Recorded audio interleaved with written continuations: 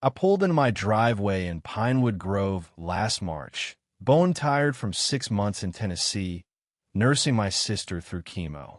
All I wanted was the hum of my backyard fountain, the creak of my porch swing, and a cold beer in my hand. But the second I stepped out of my truck, something felt wrong, like the air itself was holding its breath, tight and brittle. No kids laughing, no sprinklers spitting, just a dry, eerie hush hanging over the cul-de-sac like a bad omen. My lawn was the only green patch left, thanks to my buddy Mike, who'd kept the timers running while I was gone. Everywhere else, yellowed grass, drooping shrubs, like the neighborhood had been drained of life. I dragged my bag inside, the house smelling like dust and old pine, and ran the kitchen tap. Thank God, water still flowed, crisp and cold from my private well. But something gnawed at me, a prickling instinct from my days as a Marine. I headed to the backyard and spotted it. A cheap plastic sign zip-tied to my fence. All exterior water use restricted per HOA conservation policy. Non-compliance will result in fines. At the bottom, in Sharpie, one name, Linda Grayson. Linda. Of course it was Linda. She lived 5 houses down, always in those clunky heels, strutting like she owned the street. She'd been a nobody when I left, just another neighbor with a clipboard and a grudge. But while I was gone, she'd clawed her way to HOA president, turning our quiet little community into her personal fiefdom. I'd heard stories she'd find old Mrs. Carter for her garden gnomes, call the cops on a kid's lemonade stand, even ban porch flags unless they were aesthetically cohesive. Control wasn't just her hobby, it was her gospel. That night, I ran into Mike at the mailbox, his face gaunt, eyes darting like he was waiting for a sniper. Linda's got the whole place on lockdown, he muttered, voice low. Shut off the community water tank last week, said it's leaking. No one's had a drop since. I stared at him. She shut off the water? For the whole neighborhood. He nodded, glancing over his shoulder. Says it's for conservation, but her lawn's still green as a golf course. She got her own crew now. HOA badges, the works. Watch yourself, Jake. Your well? Keep it quiet. My well. The one my granddad dug back when Pinewood was just a dirt patch, long before the HOA existed. It was off their grid, tucked behind my shed, capped and forgotten by everyone except me. I had it tested, upgraded the pump a few years back, just in case.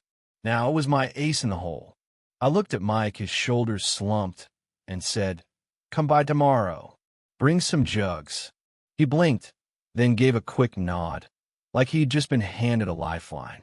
By dawn, I was up, coffee in hand, staring out at a neighborhood that looked like it had given up. No dogs barking, no kids on bikes, just the groan of dry pipes and the faint whistle of wind through dead grass. Mike rolled up at 8 a.m. sharp, his pickup rattling with empty water cans. I led him to the well, popped the cap, and flipped the pump. Water gushed out, clear and cold, like a middle finger to Linda's rules. His eyes lit up. "Jake, this could save us." I shook my head. "It'll help a few. Don't spread it around." But word travels fast in a thirsty town. By noon, a handful of neighbors were trickling in Sarah with her twin boys, old man Ted with his rusted bucket, even Jenny, the single mom who always wore that faded sun hat. I told them the same thing. Take what you need, keep it quiet, don't flash it. I wasn't looking for a fight, just didn't want kids drinking dust while Linda sipped iced tea on her emerald lawn. Then came the email. All caps, like a drill, sergeant screaming. Mandatory water briefing, 6 p.m. clubhouse. Unauthorized water use prohibited. I forwarded it to my old buddy Paul, a retired city water engineer who owed me one. His reply was quick. She's full of it.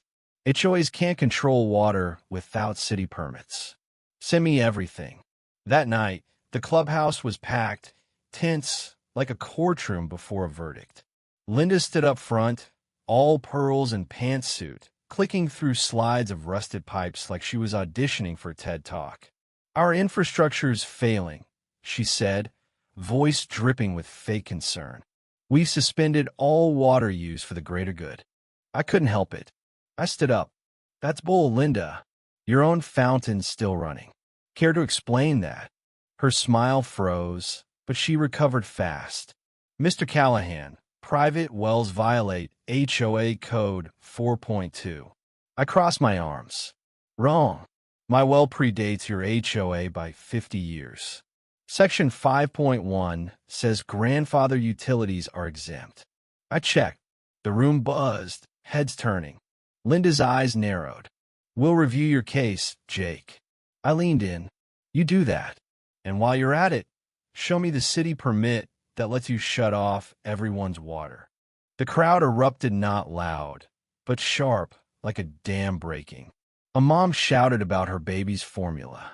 Ted demanded his water bill refund. Linda tried to gavel them down, but the spell was broken.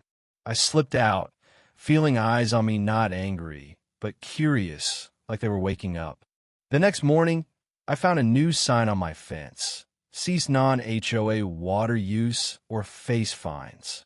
No signature, just that smug HOA logo. I bagged it, labeled it, added it to my growing file. Linda was escalating, but so was I. Paul called that afternoon. She never filed a permit. That pipe photo? Bogus. I'm sending a city inspector. I grinned, then hooked up a hose and watered my lawn, slow and deliberate, right in front of her drought sign. If she wanted a war, I'd bring one.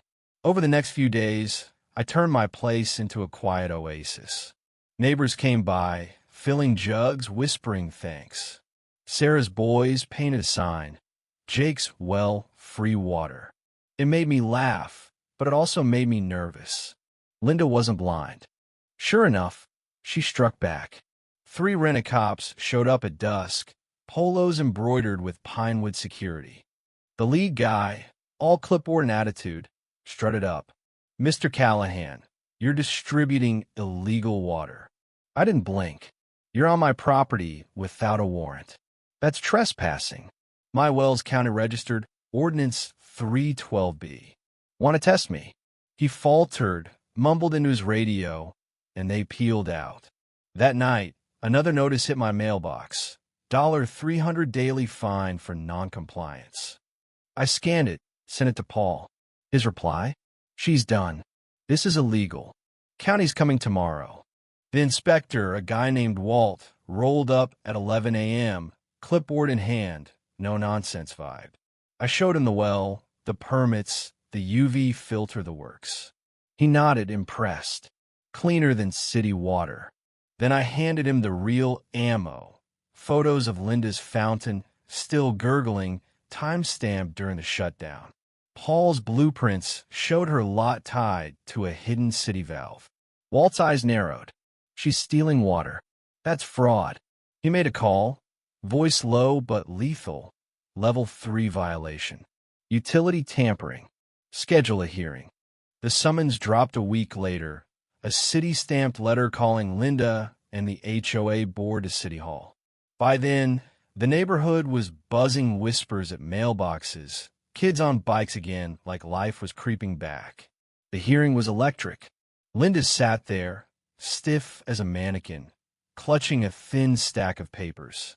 I walked in with a binder thick as a brick, notices, videos, neighbor letters. Paul laid out the evidence: her fountain, the rerouted valve, the fake pipe photos.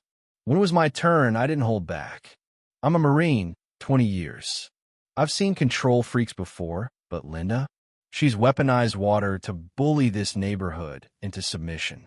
These people, moms, veterans, kids, they're not her subjects. They're her neighbors. The commissioner's gavel hit at 10:34 a.m. HOA authority suspended. Linda Grayson removed as president. Case referred for civil review. Linda walked out, silent, her empire in ashes. Outside, neighbors hugged, some cried. Mike clapped my shoulder. You did it, Jake. I shook my head. We did.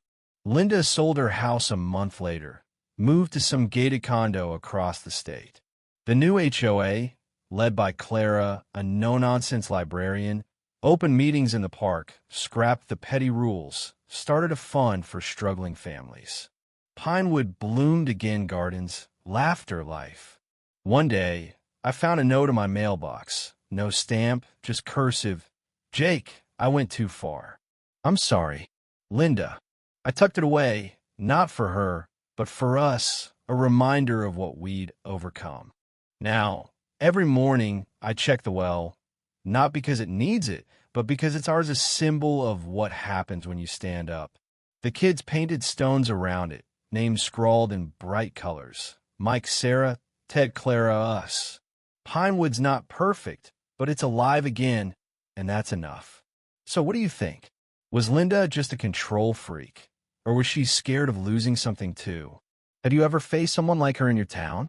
Drop a comment, share your story, I'm all ears.